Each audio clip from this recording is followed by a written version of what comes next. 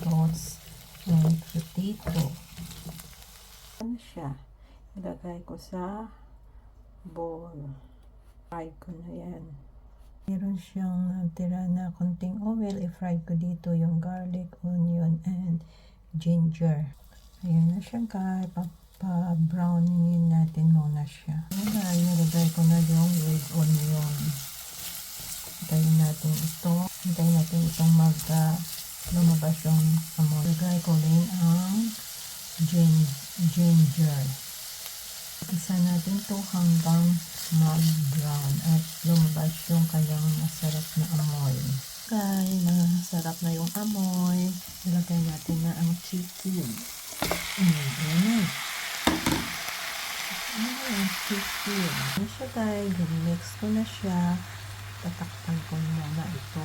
Tinakpan ko na. Habang naghihintay ako ng aking adobong chicken, ito muna tayo dito sa aking tanim.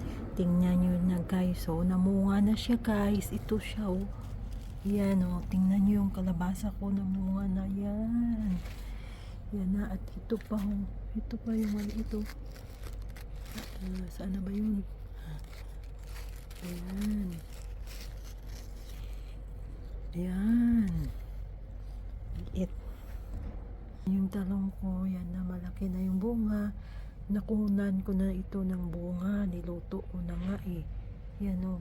Yan yung natira. Maliit pa. At ito yung tanim ko. Ayan. Pear yan. At yung malunggay ko, kuribod. Tingnan nyo. Tsaka ito, oh, strawberry yan. Ito yung strawberry ko din. Oh, strawberry. Tingnan nyo. Ito pear. Ito strawberry. Yan. Ito ang aking apple na tinanim na seeds. Yan. Tingnan nyo guys. Malaki na siya.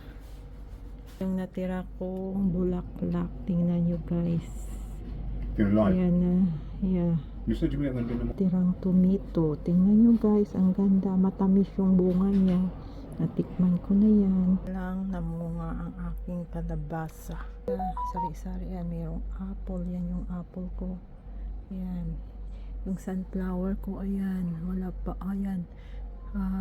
Kunti na lang mamulak na yan. Yan o. Yan yung bulak niya sa taas. O. Ayan. Yan ang aming pusa. Ilagay ko na ang carrots. Ayan na siya.